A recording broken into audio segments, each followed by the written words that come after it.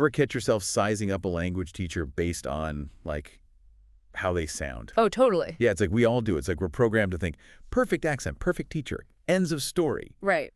But is that really the whole story? Like, could someone with a different accent still be an amazing language teacher? That's such a good question. That's our deep dive today. I love it. And we've got some pretty wild research to unpack. Yeah. First up, we've got this research powerhouse. Okay. A meta-analysis, which already sounds impressive. Yeah. That combines data from 19 studies on language teachers.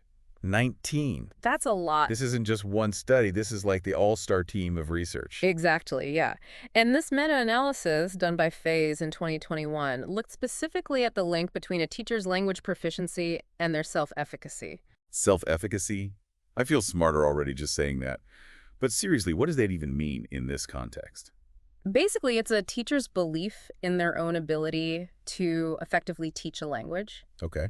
And I think about it, teaching language, it's intensely personal, right? Oh. It's all wrapped up in your own identity, how you express yourself. And so a teacher's confidence in their own language skills, it can really influence their whole teaching vibe. Yeah, that makes sense. You know? So what did Faez find out about this connection then?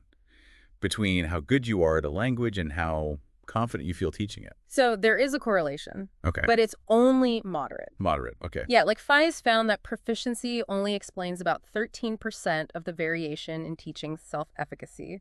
Hold on, 13%.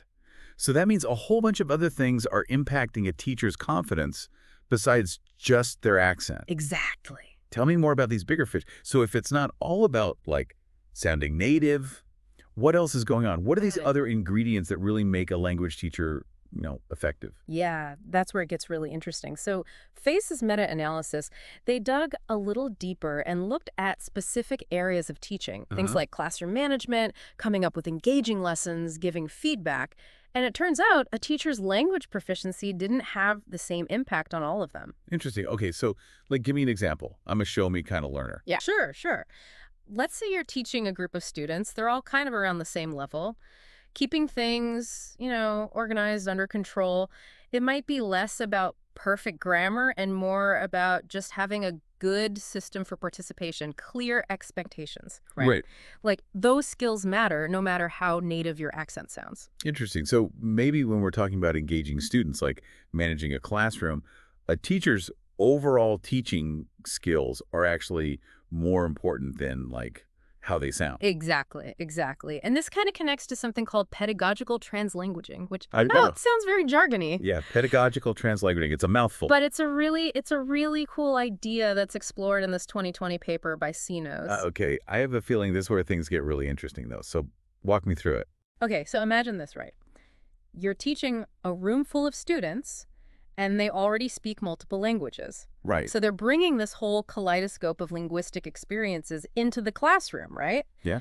Pedagogical translanguaging embraces that. It says, a language classroom shouldn't be this one language only zone. Instead, it says, like, teachers can strategically use all of their linguistic tools. Wait, hold up. By linguistic tools, we're talking about more than just the target language. Right. Yeah. So we're talking about everything in a teacher's, like, linguistic repertoire. Okay. So that's the target language, their native language, even bits and pieces of other languages they might know. Right.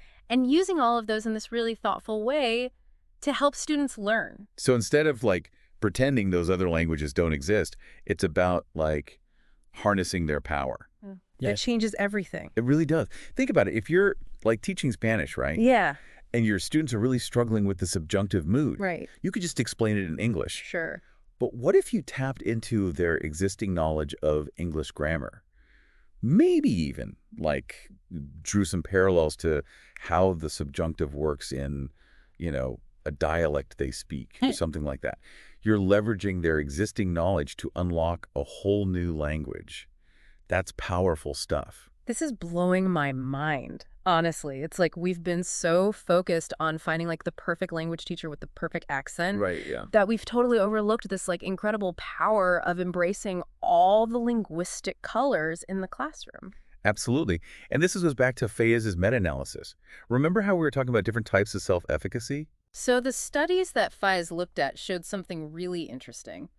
When teachers felt confident in their skills, specifically related to teaching language.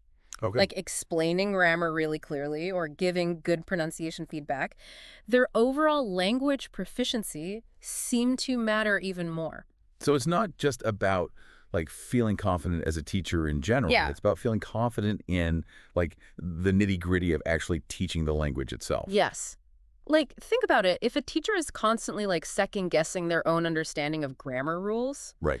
that's going to make them less confident when they go to explain those rules to their students. Yeah. Even if they're a fantastic teacher overall, like it's about really owning your expertise in those specific skills. Yeah, it's like a chef who might be amazing at baking cakes. Right. But if you ask them to make sushi and they were kind of like unsure of themselves, you know, that lack of confidence would probably show in the final product. Exactly. And so this brings us back to our big question about accent and effectiveness. Okay.